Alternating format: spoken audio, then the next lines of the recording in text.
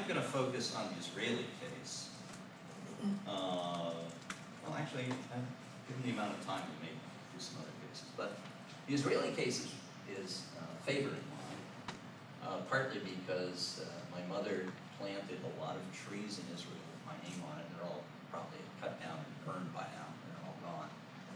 But she was quite a Zionist. And this case is a bit worrisome. For all I know, she raised money to help them build the bomb. I have no idea where the money went. But it's generally argued that, the Israeli case was a case of intelligence failure. And the argument runs something like this. We didn't get a confirmed national intelligence estimate. Have you ever heard of that? An NEI? Write that down. You go to a cocktail party and say, well, yeah, but what did the NEI stand? Whoa. This is where all the intelligence agencies get together and say, verily, we think X is the case. It's a coordinated document, consensus. They didn't get one of those until 1960, late in the Eisenhower administration, when he was getting ready to leave. And the argument was, well, that was practically too late to do anything about it. It was an intelligence failure. Now, there's something to that, but I think it's generally over-argued. And what we discovered from the historiography and the discussions with the former officials is, that isn't quite the way to look at it if you want to get a full picture. The first thing that's worth noting is that this facility, the Mona, this is completed, that is a reactor, it's a production reactor with a reprocessing plant underneath that extracts from the spent fuel the plutonium produced from this machine. It ran on natural uranium. You don't know this, but the point is, it'll be helpful to understand some of the evidence that came afterwards. The French signed a contract in October '57 to build this monster for the Israelis. It was a copy of a plant at Marpol, which was a production reactor in France. Now, we found out about this, or the first evidence of this, was a conversation with an Israeli in the atomic energy program in January of '58.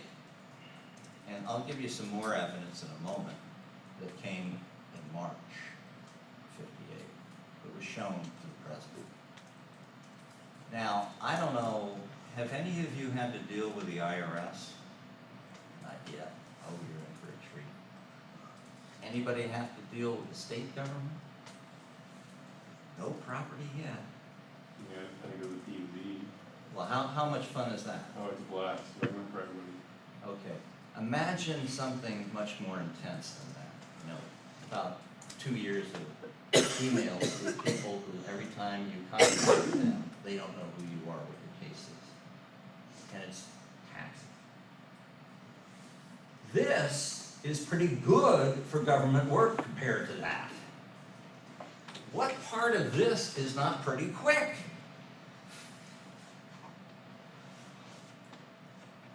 Hell, that's less than a semester.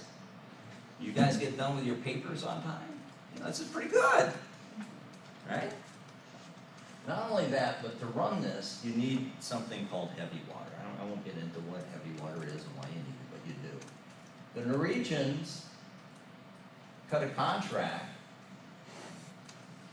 with the Israelis for that, and when you see heavy water, it's kind of a red flag on the playing field. It's like, ooh, why do you need that unless you're engaging in the production of plutonium? We found out about that within 6 months. Again, pretty good for government work. It gets better.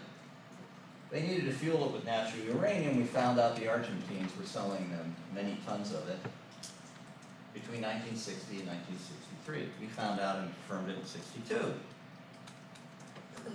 Not bad, certainly not after the fact. It gets better yet.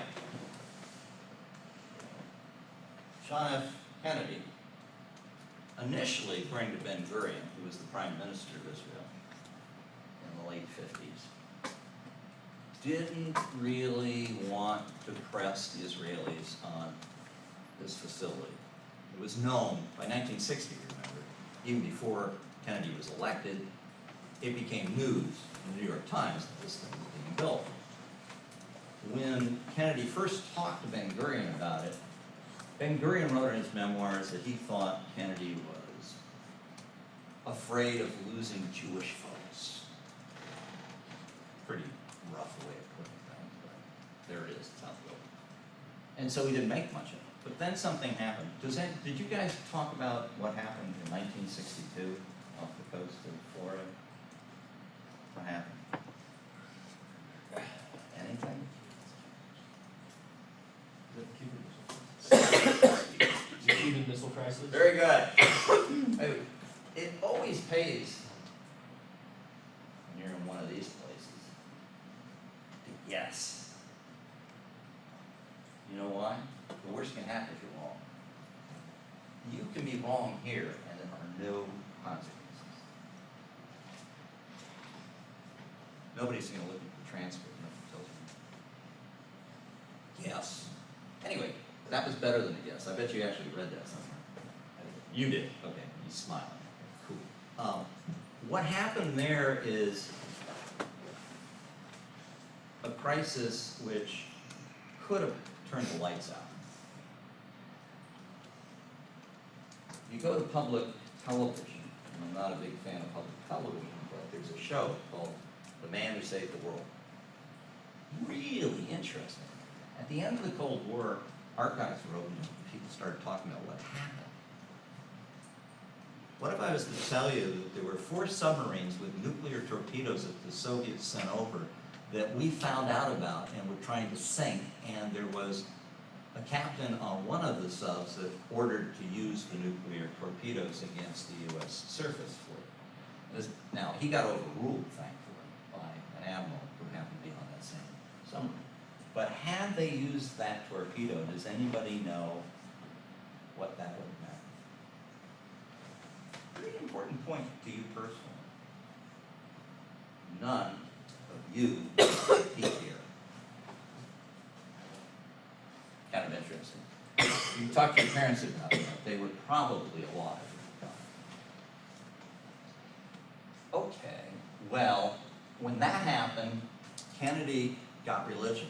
He said, I am going to block the Israeli bomb project. He demanded that the U.S. be able to inspect Dimona to make sure it wouldn't make bombs. He also, a month before he was assassinated, finally gave Israel an offer of security guarantees. We'll come back to that. There's only one problem. The CIA made it very clear to the president that the Israelis were deceiving him in the inspections. That's enough to make it very clear that we knew what they were up to. Does anybody know officially what the position of the United States is with regard to whether or not Israel has nuclear weapons? They don't. They don't. In fact, you get fired if you say they do, and you have clearance. That's the reason I got rid of my clearance. Why? This is classified. Highest level. You know what the highest level classification is? It's not eyes or ears only, it's thoughts only. You're getting the highest degree.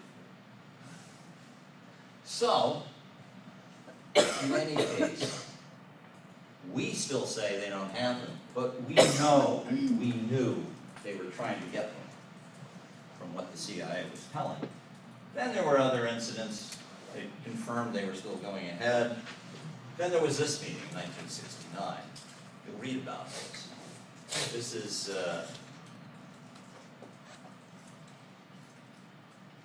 much talked about. There is no record of this meeting. There was no one present other than Nixon and Golda Meir, who became prime minister.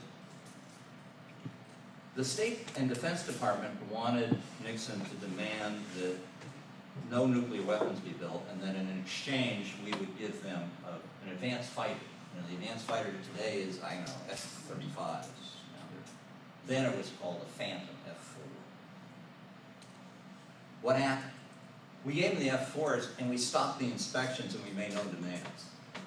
Or I should say Nixon did. There is only one account of this meeting, and it is a memcon that Nixon wrote, and he put in his memoirs. Now, normally, if you read this thing, you'd think anyone with a sense of shame would not publish this. He was proud of it. Well, what did it say? Well, I wanted them to back the war in Vietnam, and I explained that I needed votes in Pennsylvania. There were a lot of Jewish people in Pennsylvania.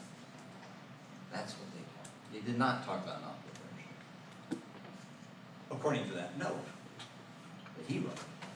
And the reason they probably didn't is because you didn't need to.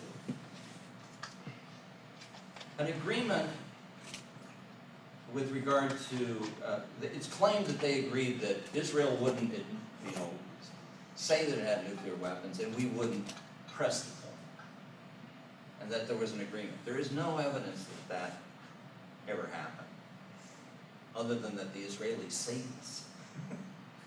And we'll get back to that in a moment. The reason you don't need to have that in writing is at the time, it wasn't in Israel's interest to say they had nuclear weapons, because if they said they had nuclear weapons, the Egyptians would go nuts and say, Soviet Union, help us get nuclear weapons. And for similar reasons, we didn't want to talk about having nuclear weapons either. So you didn't need an agreement. Then there was an event that went for quite a while, but certainly several years in the early 60s, where the CIA and others had pretty clear evidence that there were some very interesting Israelis at a facility that had weapons-grade uranium, and that as much as 600 pounds of it went missing. There are Israelis who have recently died in the last month or two who have bragged about this operation. So maybe actually you did go walking into Israel. I think you did. There's a book or two about this. It's quite interesting. We have said it was inconclusive. That's the official government position. But then finally, somebody working in Dimona went to the New York Times and showed pictures of the weapons design mock-ups. Something tells me they have nuclear